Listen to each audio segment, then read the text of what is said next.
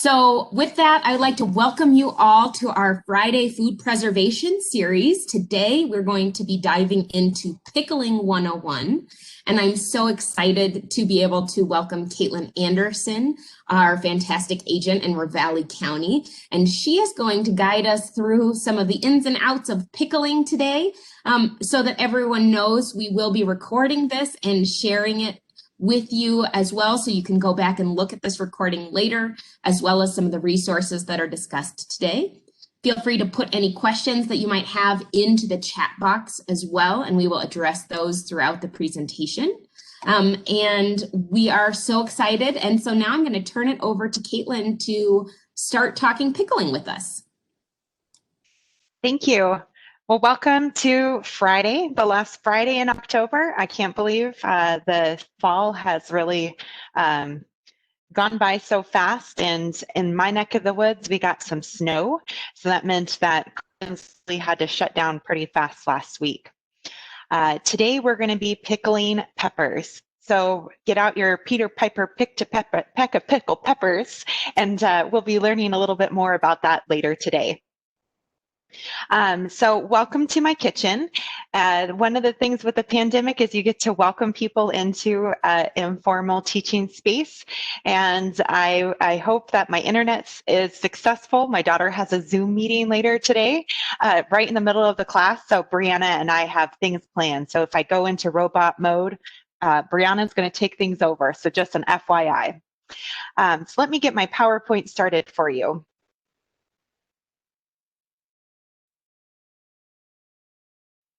All right. So like I shared and Brianna welcomed me today, I'm a professor for Montana State University Extension in Ravalli County, and I serve as the Family and Consumer Sciences Extension Agent. I also dabble in a little bit of family community development as well as 4-H, but I think all extension agents seem to cross over into other program areas. So the first thing I wanted to cover with you today are the objectives.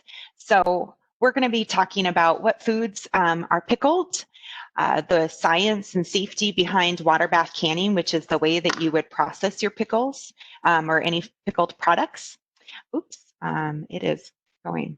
And then the process of pickling a peck of pickled peppers. So go ahead and type into your chat box your favorite pickled food.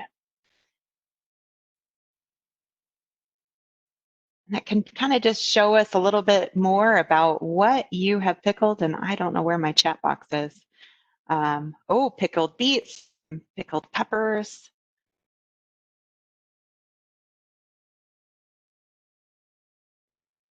Dill pickles. Lots of cucumbers are being pickled here. A couple years ago, I learned how to do dilly beans, and those things were so easy and so yummy to eat.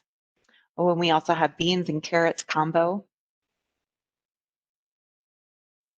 What I really appreciate about pickled food is that you can put those low acid foods into a jar pretty fast.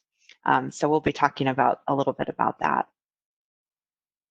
So what exactly are pickled foods? Pickling and fermenting are not the same thing, though we kind of use it a little bit interchangeably. A cucumber can be pickled with vinegar or fermented without vinegar using a salt brine so that the vinegar and other acids are produced in the fermentation process. Pickling is one of the oldest known methods of food preservation. The many varieties of pickled and fermented foods are classified by the ingredients and methods of the preparation. The 4 general classes are brined and fermented, fresh pack or quick process, fruit pickles, and relishes. Pickling encompasses all of these classes and are pretty similar except the fermentation. Fermentation uses the microorganisms and their enzymes to create an anaerobic process converting sugars to lactic acid and acetic acid, purposely enhancing taste, aroma, shelf life, texture, and nutritional value. One of the oldest forms of food preservation, and it keeps food from spoiling by lowering the pH to below 4.0. Dr. Brianna Routh, our Food and Family Extension Specialist, shared a program on fermentation in our 101 series. It was one of the first ones in case you joined a little bit later. It is available for viewing if you missed it. So, what are pickled foods? Pickling is safe for processing high acid and low acid foods of a pH of 4.6 or higher. It uses acidic base, such as vinegar or cider apple vinegar, to preserve the food product. The vinegar needs to be, though, 5% acidic. If you choose to use an organic base, make sure it is 5%. Sometimes it's like 3% or 4%, but in the recipes, it needs to be 5% to make sure that the food product is safe. Sometimes the food is brimed prior to adding the acidic base and processing in a boiling water bath. Brining is the process of putting the food product, such as cucumbers, in a bowl with salt and letting it soak in the goodness flavors. And then it needs to be processed in boiling water bath to be shelf stable. If the product does not go into the boiling water bath process, it is not safe to leave outside of the refrigerator. So, what types of foods are pickled? Well, we gave a few at the beginning of the class. We have cucumber pickles, summer squash pickles, okra pickles, relishes. We have jicama, pepper, cucumbers, oh my, pickled peppers, spice green tomatoes, pickled cauliflower, pickled apple rings, dilly beans. Should I even add pickled eggs and pickled pig's feet? There's a lot of things that you can pickle. And the National Center for Home Food Preservation has a website that has all of the research-based recipes that Extension can recommend that you use. So now let's talk about the science and safety. What exactly is water bath canning? So, whoops, as it's clicked right through again for me. So share with me if you've ever water bathed before, not specifically pickled, but have you water bathed? And I can see the chat, so if you just want to say yes, or even if you say no, that helps me understand. Yes. Looks like we've got a couple of yeses. All right. Great. So in this slide, it shows high acid foods that can be water bath canned with, and the acidity level is 3.0 to a 4.6 pH. Low acid foods, which in the bottom of that picture, we see pumpkins and carrots and corn and peas. Those are low acid foods and they have to be pressure canned because the acidity level is a 4.6 to a 7.0. So pickle products, though, can cross over this threshold by adding the vinegar to the process. That was one of the first things that I kind of had to learn as an extension agent is when someone said, I need a little bit of help processing or canning my asparagus. And so I said, I first just gave the response of like, well, you can freeze it or you can put it into, you can have to process it in a pressure canner. But then I realized they may be asking about the pickling process. So what is water bath canning? Water bath canning is when you place a high acid food or a pickled product in boiling water for a specific amount of time to kill bacteria that can survive at or below 212 degrees Fahrenheit. There are bacteria that will survive in this process. However, because of the acidity of the product or that acidic base that we're adding with the pickles, the bacteria is unable to grow, making the food safe to preserve and eat. Altitude is one of the most important safety steps. We will talk more about safety in the next section, but since we are talking about boiling water, we will discuss this first. At sea level, water boils at 212 degrees Fahrenheit. As we get higher into the mountains or higher above sea level, the atmospheric pressure is less, making it easier for the water to boil. With each 1,000 feet increase in elevation, the boiling point of water is lowered by just under 2 degrees Fahrenheit. So at 7,500 feet, for example, water boils at about 198 degrees Fahrenheit. So do you know the elevation of where you live? Or where you plan to do your food preservation? If not, you can always check out the Mont Guides on our food preservation from MSU Extension publication store. Please check out the Water Bath Canning 101 to learn more about why jars break, acidifying tomatoes, and when you water bath them, and also learn about canning blueberries. And that's a shout out to our extension agent, Katrin Finch up in Cascade County. She did the 101 boiling water bath series, and she preserved blueberries. So here are some general guidelines. Vinegar must be at least 5% acidic. So if you don't get anything from this class, remember 5% acidity when you use vinegar for pickling. Do not use homemade. Typically, you use a white vinegar, but apple cider is also used. But typically, it's a white vinegar that's preferred. Remember to use pickling and canning salts, and I'll be showing a couple of examples. What's important about the pickling and canning salts as opposed to the table salt is that it has a caking agent in the table salt so that it doesn't stick together. And so that can create like a cloudy look in your food product. So make sure you go and look for that pickling or canning salt. And there's several brands that produce that on the market. And if preferred, you can use a no salt in your recipe, but it will produce a lower quality end product. Use white sugar unless the recipe specifies brown sugar. Keep pieces of the food product uniform.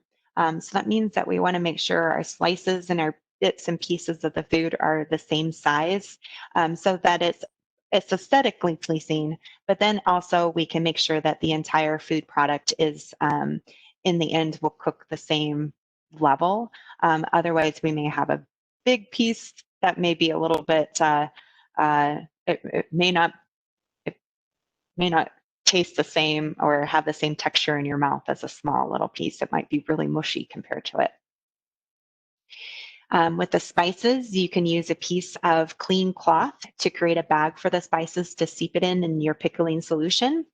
You can also use a wire mesh tea bag, which I don't know if you can see, but I have a really big, it looks like a big tea ball that it's used for canning.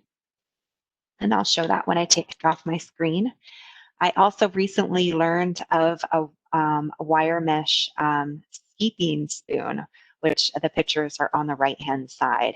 And that looks like, if you're into pickling, it might just be the right way to go about this, because you can easily grab it out of the vinegar mix. Also, avoid using copper, brass, galvanized, or iron equipment because you're using high acid, you're using acidic foods with the vinegar. And then always, always, always clean and sanitize jars and lids, as well as creating that clean space that you're working in. So let's get started. We have some examples of the things that you're going to need for when you process your pickles. You want to start with a tested recipe. And there are many different reasons for this, but most importantly, these recipes have been tested in a lab with a variety of factors to ensure the safety of the food that you're preserving. Also, make sure that you have time. Time is very important to us, but canning is a time-consuming process. It is truly a labor of love, like the garden where you might have harvested all the things and items you plan to preserve. Be sure to set aside a good hour or two to do this. It's important when canning to ensure so that you follow all the safety precautions and procedures, and it will create less stress. Make sure that you have all the ingredients. Check, check, and double check your ingredient list. Nothing is worse than getting halfway through the canning process and getting all geared up to find that you're missing an essential ingredient. And last night when I was preparing for the jars for today's class, I realized that I didn't have celery salt, or not celery salt, celery seeds. But I did remember it was in another area, but I started to panic a little bit. Unfortunately, canning is not like cooking.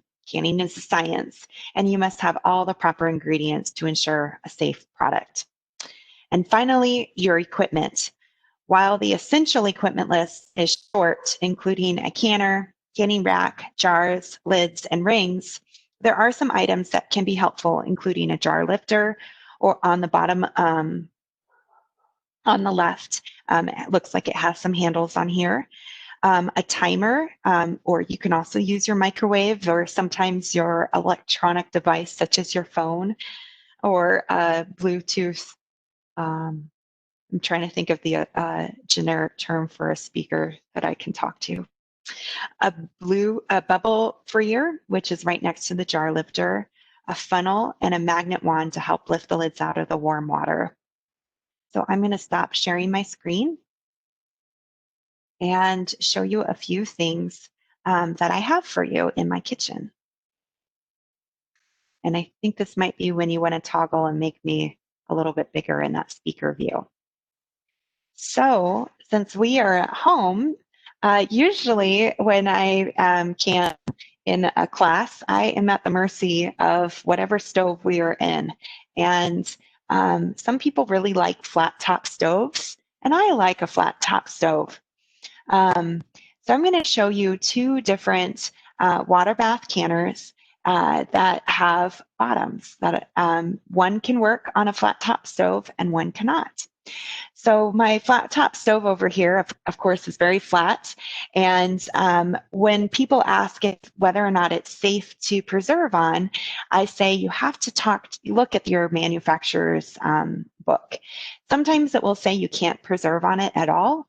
Sometimes it will say that you can use the entire, all the burners on the stove. And sometimes it specifies one specific burner.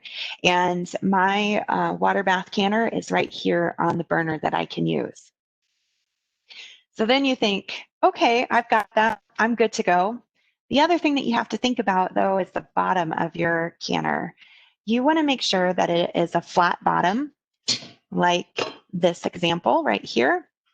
This is a flat bottom. And you want to have that flat surface. Otherwise, here's my daughter. Okay. Brianna, do you want to take over? I think our Zoom meeting is not working. I'm sorry. Of course. Yes. So as Katelyn was sharing, think about the bottom of that water bath canner to make sure that we are able to get the desired amount of heat for the desired amount of time so that our recipe really matches what that research is looking for, protects your stove process. Thank you. She just wanted to know what a word was. And then this is the canner that has a couple of beveled edges. I don't know if you can see that, but what it can do is if you use that canner, it may or may not break your stove, but what it could do is create these little pockets of heat, and then it could then potentially crack.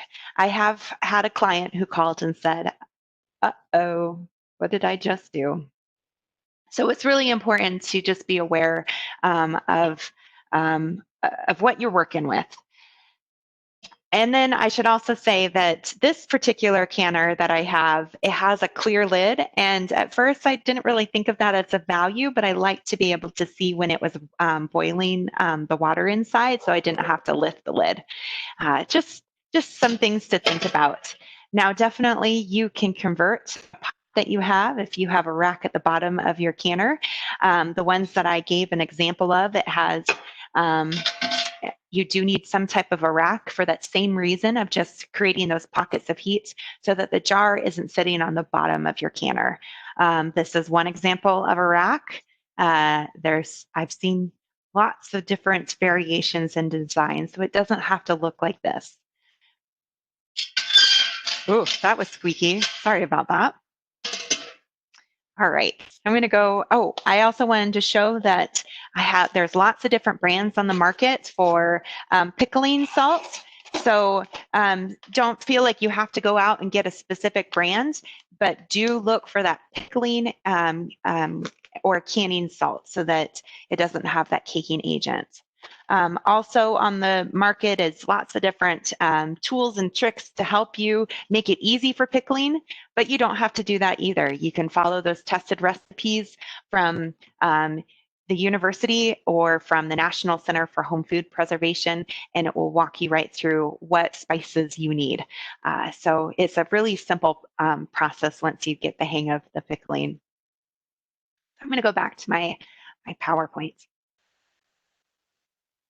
So let me move that screen side. There we go. All right. So let me get to the next slide. So there are many steps to make sure and ensure that bacteria is reduced to a safe level. It is important to use a tested recipe, adjust for altitude, use fresh products, especially ones that are not overripe, or sometimes with pickles, they get a little moldy. Peel the products when possible. This helps reduce the microorganisms, and use clean jars. I'm starting to hear a little bit more than what I want over here. Depending on the processing time, jars do not need to be sterilized if the processing time is more than 10 minutes. And oftentimes with our high altitude in Montana, after you add the time for our altitude, we're over that 10-minute mark. So selecting proper jars, lids, and rings also helps to end with a safe and beautiful product. Inspect your jars. Look for cracks, chips, or any unusual markings inside or outside of the jars. One way to reduce cracks and chips in jars, sometimes they're very microscopic, is to not use metal utensils when scooping out of the jar. Knives are often the culprit. Jars can be used and reused when purchasing. Look for mason jar type of jar, such as Ball, Kerr, or Bernardin, and even Atlas are popular brands. Only use the size of jar that is specified in the recipe. Again, use a tested recipe and follow it to a T, including the jar size. And with your lids, and it has been rather difficult this year to find those lids, they are not reusable. It is recommended to use a 2-piece lid. And I know that you guys have cans before, so I'm just going to give that example in the little picture. But it's a 2-part lid. This is the lid, and this is the ring that you would use for your can. So sometimes people say, well, what if I did use the lid? What's going to happen? What's going to happen is that the lid may not seal, or it may seal initially and then pop later. So it's something that is going to be a huge economic loss to you, that you would process them and then they don't seal. It is best to only purchase as many lids that you plan to use during the canning season, because the sealant can become less effective over time. And this year has been especially hard to find those lids. And so make sure that when they do arrive in your home, that they truly are the product that you purchased. There has been some lookalikes that have arrived in consumers' homes this fall, and they look like the brand that they usually buy, but it definitely is not. You can see some very telltale parts of it. We're going to be discussing the packing and processing during the demonstration. A few tips on packing and processing, though, is use a funnel. It makes things easier. It also helps reduce the mess, as well as getting product on the rim of the jar, which can then cause some sealing issues. Always follow the directions for a hot pack or a raw pack, which we'll be talking about. Use your bubble freer or a plastic spatula to release any air bubbles that get trapped when packing. And then follow the directions on the proper headspace based on the product you are canning. Remember to clean the jar rim with a wet paper towel, or even you can also use a cloth towel before placing the ring and lid on the jar and tightening to fingertip tight. When you're cooling and storing your jars, you do need to be thoughtful in that process. Once processing time is complete, turn off your stove, remove the lid off the canner, and let the jars sit in the water bath for 10 minutes. This helps to reduce the chance of the temperature shock when taking the jars out to fully cool. Then place those jars 6 to 8 inches apart on a towel on the counter and do not disturb for 12 to 24 hours. And you can see my beautiful jars over there. Did make them a little bit closer so that it didn't take up so much space. Check for the seal by lightly checking for the indentation. After the 12 to 24 hours, you can remove the ring and store in a cool, dark, temperature regulated area.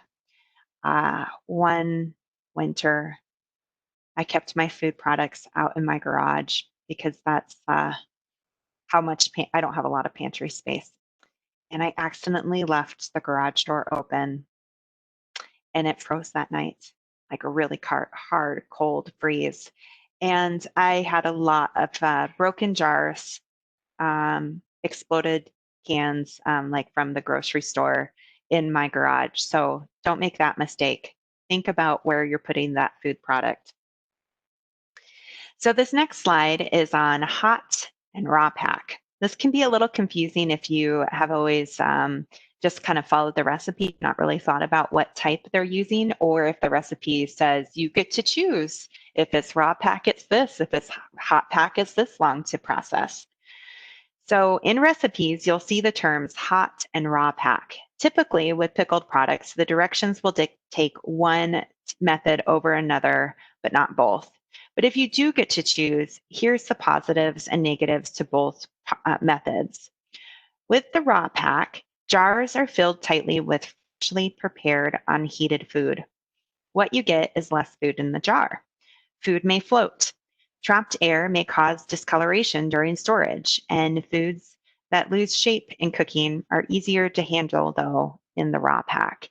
So if you think that it might be easier to put it in after it's cooked, then maybe it might need to choose the hot pack method. This means that food is brought to a boil and then it's simmered for 3 to 5 minutes and packed hot. You will be able to put more food in the jar because it's kind of cooked and a little bit soft and tender. Since you can boil the food and release the oxygen, it will result in better color and nutrient retention. Food is less likely to float, and it is also the preferred pack style for foods processed in the boiling water bath. Next, we have labeling. Labeling the product, and regardless of the type of food preservation method you're using, always label your product. It includes, I don't know what I'm doing to keep clicking through. It includes the name of the product, the date of the processing, how it was processed, and also, so with the WB is the water bath, PC is the pressure can. I really, really, really recommend this labeling regardless, especially if you're freezing your food product. I always think I'm going to remember that the bag I put into the freezer is spaghetti sauce, but in a few months it looks like tomato soup or marinara, and then I'm like, who knows what dinner's going to be? So in this one, I'd be remiss if I don't bring up food safety principles. The CDC provides 4 food safety principles that everyone should follow to help protect you and your loved ones from foodborne illnesses. The first one is clean. Wash your hands and surfaces often. Rinse your hand and scrub soap for 20 seconds. And it seems like in the last 6 months, we've really learned about hand washing. But you sing happy birthday 2 times. And you want to make sure that you get between your fingers and on your wrists. Like if you have a watch like I do, you might need to just take it off and to make sure that if your hands are really getting in it, that doesn't pass over some bacteria that you're adding. Rinse your fruits and vegetables under running water. Do not use additional cleaning products on produce, and do not rinse meats. The next one is separate. Don't cross-contaminate, especially thinking about keeping raw meats away from the food that is ready to eat. Sometimes it can even happen in your refrigerator of having that cross-contamination. So think about where you place that meat and where you place those foods that are ready to eat foods. Our refrigerator is not always the best uh, organized for being food safe. You might want to rearrange, like put your meats down on the bottom instead of where your vegetables go or usually are set up. When you cook, you want to cook to the right temperature, especially meats, and reheat to ensure any potential harmful germs are inactivated. So there's lots of different temperatures that you should be cooking your food to. 145 degrees for whole cuts of beef, pork, veal, and lamb. 160 degrees for ground meat such as beef and pork. 165 degrees for all poultry including ground poultry, including chicken and turkey. And 165 degrees for leftovers and casseroles. And then finally, chilling. Refrigerate food properly. Keep foods out of the 40 to 140 degree range where germs most likely are to grow by checking your refrigerator temperature, properly refrigerating foods within the 1 to 2 hours, and thawing food safely in the refrigerator, microwave, or under cold water. Never thaw on the counter. Now, you may think there's nothing with chilling that has to do with food preservation. A couple years ago, I had someone call and said, "What happened to my plums? I don't know what to do."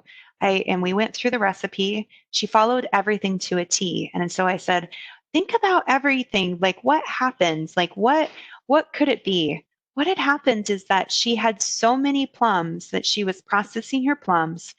And she said, "I'm tired. I'm going to go to bed." She put basically everything away except for the plums that she had prepared to put into the jars for the next day, and she left it out because a plum with the skin fully intact is safe sitting on the counter.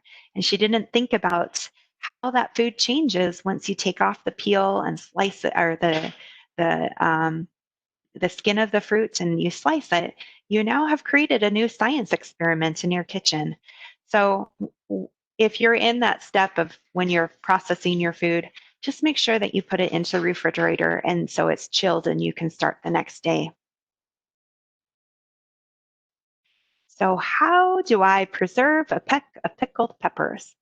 According to the nursery rhyme, Piper picked a peck of pickled peppers. A peck is a unit of measurement of dry volume. One peck is equal to 8 dry quarts or 16 dry pints. So Peter picked 8 quarts of peppers. According to my math, it's about 10 pounds of peppers.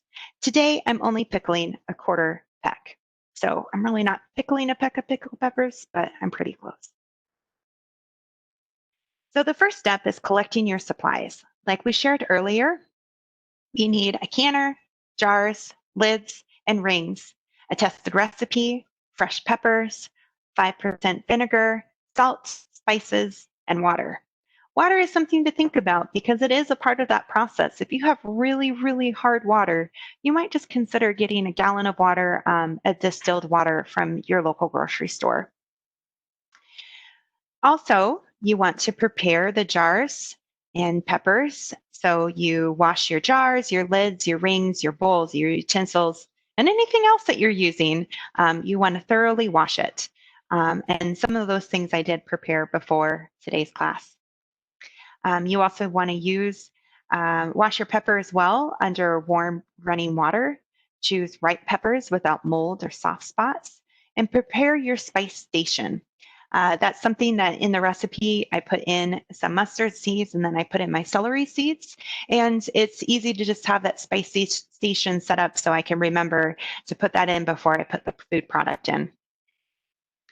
And then you are going to use a saucepan or a large pot to combine your vinegar, water, salt, and you heat to a boiling water. And then place your spices in the bottom of each of your jars. And you're going to be taking it out of, what I do is I use my boiling water bath to keep my jars hot since we're using hot vinegar. We're going to be taking it out, and I take each one out individually. So then I place the spices in the bottom of each jar. I fill the pepper rings into the jar. and then I cover the pepper rings with boiling hot pickling liquid. Fill the jars to 1/2 inch headspace. Remove air bubbles and adjust as necessary. Then wipe jar rim and adjust the lids to fingertip tight and process for 15 minutes. And that's been adjusted for my altitude. So fingertip tight is also really, really important. I've heard lots of stories over the years from clients, and one of them, and I'll show you what fingertip tight means. But one of them called my coworker, and they were college students, and they were canning on their own for the first time. And they were describing to my coworker that the lids had buckled. And so my coworker was walking through the steps with them and asking them, like, did you do this? Did you do this? Did you do this? Everything was great until, did you put the lids on fingertip tight? And they said, oh, yeah, I really just cranked them on there. Well, air needs to escape. And so fingertip tight is really important, because if you just crank them on there, there's no way the air is going to escape, keeping your lid intact. So there's also a level of not too tight, so that fingertip tight is important. Now, some people who have arthritis in their fingers, and it may be really sore for them to do a fingertip tight. Ball has created a device that you can put on the lids, and it can help you make sure that it does go to fingertip tight. So you're able to grip the outside and just slowly turn it to the side. And it doesn't impact your fingers as much. Or that's when you get your grandchild or your best friend to come over and help you preserve. That's not one of the requirements, but it does seem that food preservation goes a lot faster when you have a friend to help with it. Then step 4 is cool, label, and store. After processing time is complete, let sit for 5 minutes in the canner with the lid and heat off. Remove jars from the water bath using jar lifter and set on a towel to complete the cooling process. Space your jars 6 to 8 inches apart and cool for 12 to 24 hours. Then add your label and remove the ring for storage in a cool, dark, and dry place. Now, the ring, if you remember, that goes to the fingertip tight. When you store them, take the ring off and make sure that you do clean underneath. Sometimes a little bit of food can come out, especially with jams and jellies, and it can, when you go to use it later, it's like it's crystallized and you can't get it off. So make sure that you clean around that, because then it can bring in pests that you may not want in your house. Specifically with pickling, make sure you shake your jar. And it's not like a roller coaster ride, but just shake your jar up and down to disperse your spices before enjoying. And now I'm going to pause for my live demonstration. And so this is when I'm going to go off screen, and Brianna is going to help answer some questions while I change into my next setting. So think about what I look like right now, and let's see if you can come up with some differences. Great. So yes, feel free to type any questions that you might have so far into the chat box. We are happy to answer some of those questions for you here today. So far, we've really learned about the pickling process and what that looks like in a water bath canner. I will say that as you're thinking of some of your questions, I can share that next week we will have the opportunity to learn a little bit more about atmospheric steam canning, which is a great strategy if you're looking to use a little bit less water in your canning process. But atmospheric steam canning has recently been approved for high acid foods that can be processed in under 45 minutes. So that includes a lot of our salsas and pickled products, as well as some of those fruits and jellies and jams. So if you haven't learned about an atmospheric steam canner, but are looking for maybe another way to process some of those high acid foods, that's a great example. And also, as we're thinking about some of these pickles, We want to think about that recipe. And as Katelyn has mentioned, we do try to follow those research-based recipes. Know that you can always connect with your local extension agent if you're looking to either verify that your recipe is research-based, or if you're looking for a good recipe that might use up some of those products that you have. So we've got a question here. Is it detrimental to leave the rings on for storage?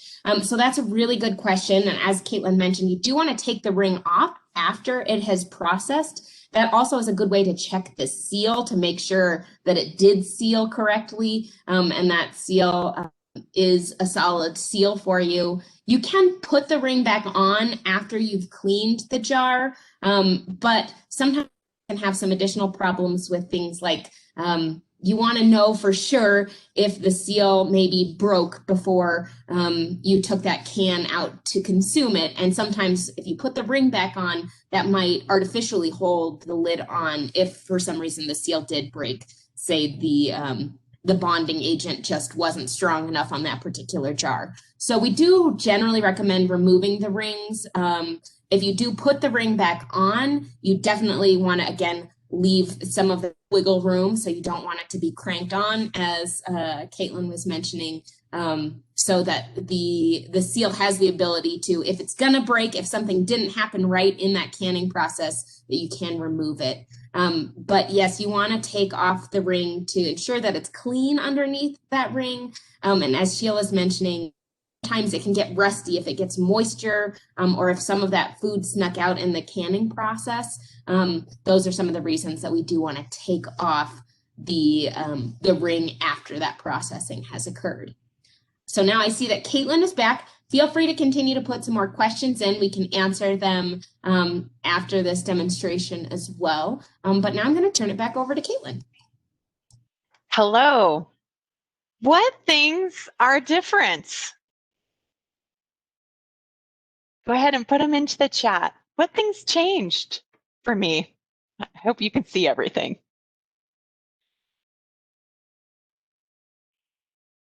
I have an apron, gloves, I tied back my hair, and I think that was all that I had. Yes. It's really important that even though you are in your home, I have really long hair, and it's kind of gross to find hair, especially in a pickled product. It's also important to use gloves if you have an injury like I had. I had a Band-Aid on my hand. I also had some fingernail polish for the holidays, and so it was important to wear gloves. Also, though, with peppers, now these are my peppers that I cut them up last night so that we had enough for the class, kind of like those cooking classes. I was told, I got these from the Western Ag Research Center, and I thought that they were sweet peppers, like the sweet peppers that I'm used to getting. These things are hot. They're super hot. They're sweet, but they're kind of hot. They're like these, as you put them into their mouth, it just gets real. And so I did wear gloves last night so that I could preserve my hands from the spice of it. But be really careful. I thought that hours later, after washing my hands multiple times, when I took out my contacts, my hands were still spicy. So just be aware when you're canning pickles that they are, you're going to be safe for both your hands and your body. So I am back, and I'm going to be cut off so that you can see what I'm actually demonstrating. And usually with gloves, I would not be rearranging my computer and such. So just be aware that even though you have gloves, treat them as though they are your clean hands. So wash your hands frequently and switch out those gloves as well. So here we go. If I were preserving my peppers, I would have my clean space, and I did clean this for the class. And then I have my whole peppers. And what I found last night, because they were so hot, I took out the seeds. So when you are a few little knife skills, this is the safest way to hold your knife, is to hold it right here and then wrap your fingers around the handle. And when I'm going to cut it, I'm going to include the stem so I have something to hold on to when I'm making those slice rings. So I'm going to cut it like this, but it's a little bit harder. I want to make sure I'm ergonomically correct when I'm cutting and also safe. So inside, I have those seeds that I'm going to scoop out. If you want it super spicy, you could leave some of those in. Because I'm taking out all the seeds, I decided to cut them in half. But if I were making rings, you could just slice them up, the seeds in there. But like I said, super spicy. Maybe, Patty, I can send some to you. You can be my taste tester. So I also had last night a bowl, but I have my kitchen sink nearby where I can just scoop with my thumb, scoop out those rings. So I'm gonna, or those seeds for us. So I just scooped it out.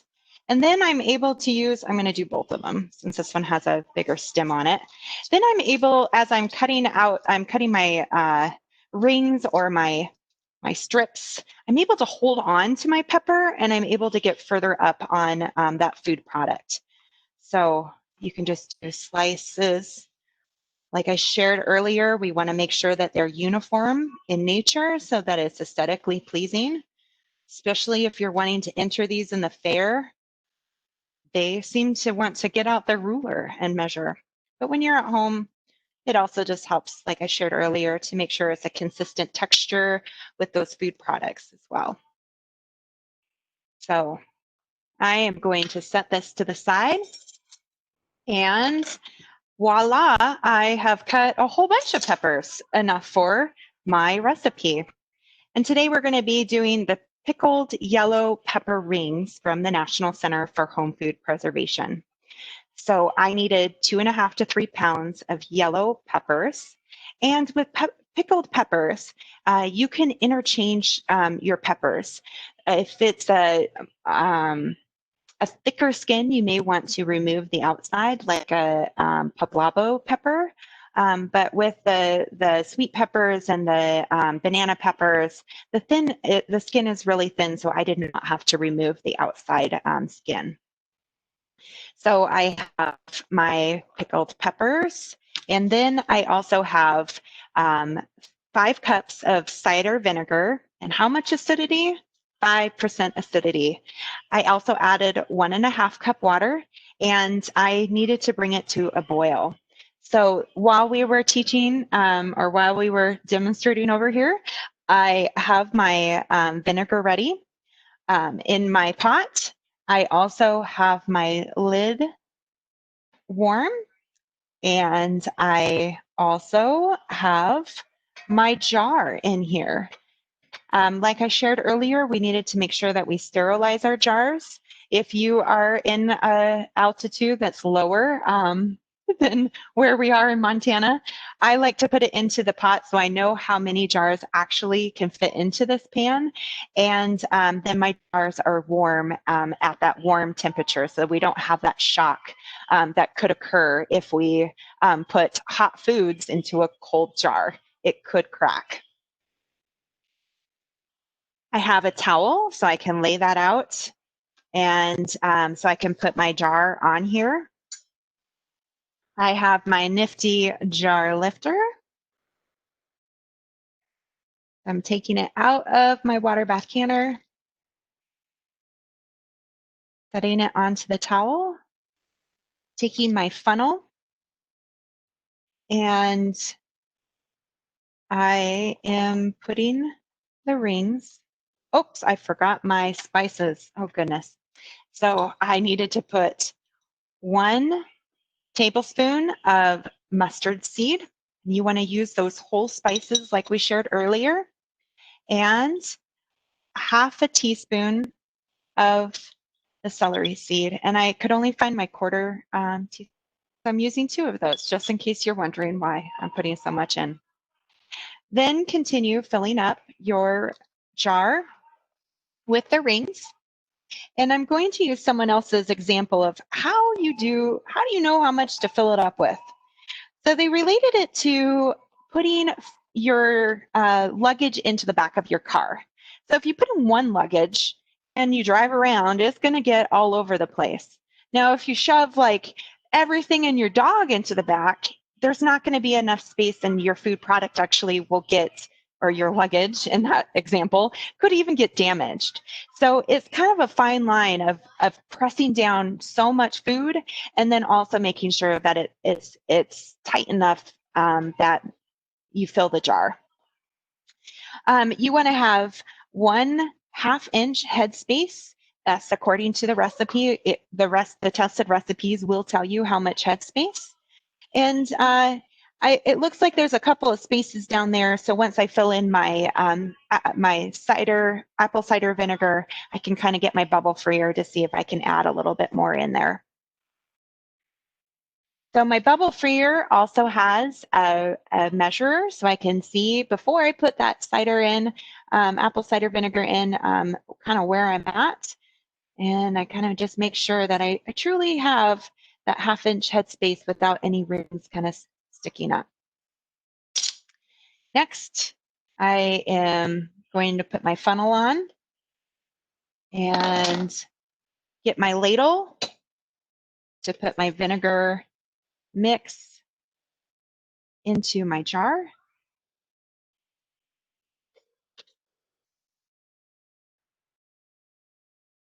And I fill it up with my ladle. And you might have to go back in and take some out or add a little bit more depending on how close you are with your eye measurement. Take your funnel off, get your bubble freer. And you don't have to use the bubble freer like this. You can also use a spoon or like a popsicle stick or an end of a spatula just to help make sure that you get those bubbles out there and that you have your apple cider vinegar up to the top. I'm stuck on cider. I must need to go get some real apple cider to drink after this. And then I measure, and it looks like I am right on. You might even need to get down and get to that eye level. So next, I have my paper towel ready to go. I wipe the edge of my jar.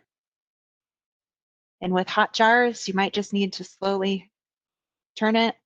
The gloves kind of give an insulation. Then I take my lid wand, which is also not necessary, but it sure does help get it out of the water. Put it on your jar, get your lid, fingertip tight. And then put it in to your canner. And if I were doing a whole bunch more, I'd take my next jar out and fill that up until I have my 4 pints.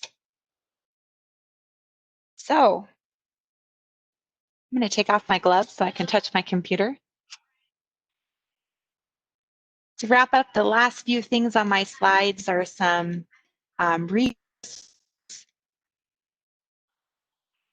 and some causes for concern as well. So when you are pickling, there are some concerns. If you have soft or slippery pickles, or if you have strong, bitter taste, shriveled pickles, dark or discolored pickles, spotted, dull, or faded color, all of them could be different causes. And that's when you can use your So Easy to Preserve book from the National Center for Home Food Preservation. You can usually purchase it from your extension office or from the MSU extension store. It has some ways or reasons why that may have happened. And always feel free to call your local extension agent to walk through what you did, and maybe you, together you can brainstorm and figure out that cause, what caused that concern for you. Always use those recommended resources and recipes. So that includes the National Center for Home Food Preservation, and the website is on there, and we'll also email that out for you. It's So Easy to Preserve, and there's now the 6th edition, so it's important that you use the up-to-date one. the University of Extension with Montana resources. We have the store, which is store.msuextension.org. And then also other state university extensions. We can recommend them as well. In Montana, we have research-based guides that are called Mont Guides because they're specific for Montana. So it will talk about the altitude for your county that you live in and gives you guides for things that we can find here in Montana. What you'll see in the National Center for Home Food Preservation is okra, and that makes they are located in the south. Up in Montana, we don't usually find okra. We usually find things like blueberries and other wild berries that you may want to preserve. So thank you so much for coming today and coming to my kitchen. And there will be a survey that Brianna has, it looks like she just dropped that into the box, into the chat box. So now's the time I can share and remind you that we have atmospheric steam canning like Brianna shared next Friday, and then also a to be determined hydration and traditional drying 101. It was scheduled for last week, but thank you, coronavirus, for messing up those plans. And then, of course, those past programming that's available for you to watch. So, any questions?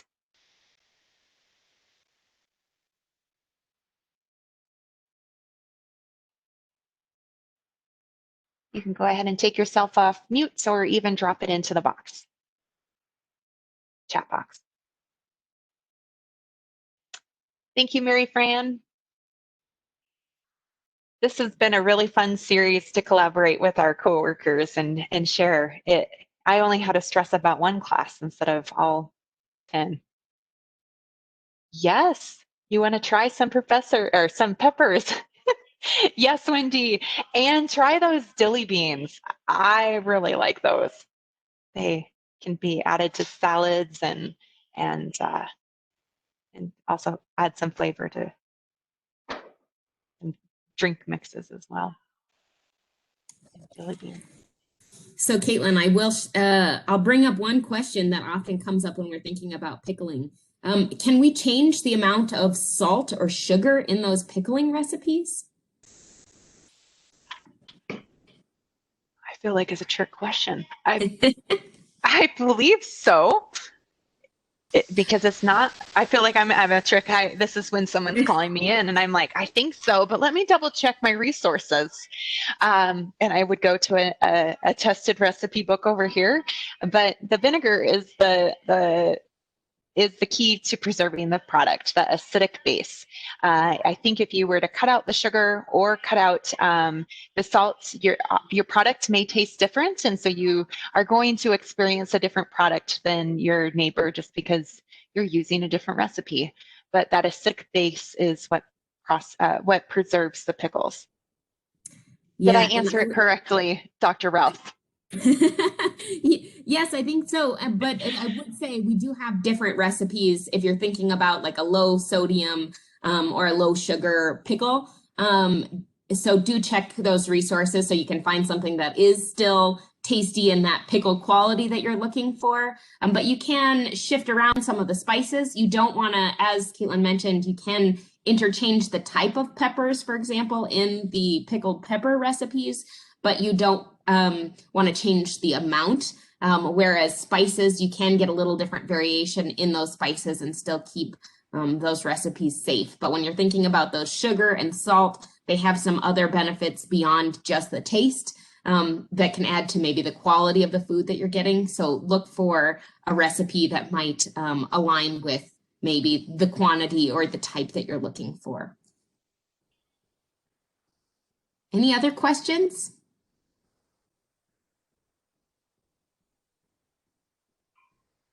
Well, again, as Katelyn said, thank you all so much for joining us today. This is a part of a series. We will be sharing the recording of this as well as some of the resources that Katelyn mentioned today. And there is 2 more upcoming Food Preservation 101 series. So we will share those with you as well as the recording of all of these sessions at the end as well. So be on the lookout for that. And please do take the survey so that we can know how we can better meet your needs in the future and what kinds of topics you might be interested in. So thank you again and have a wonderful rest of your Friday.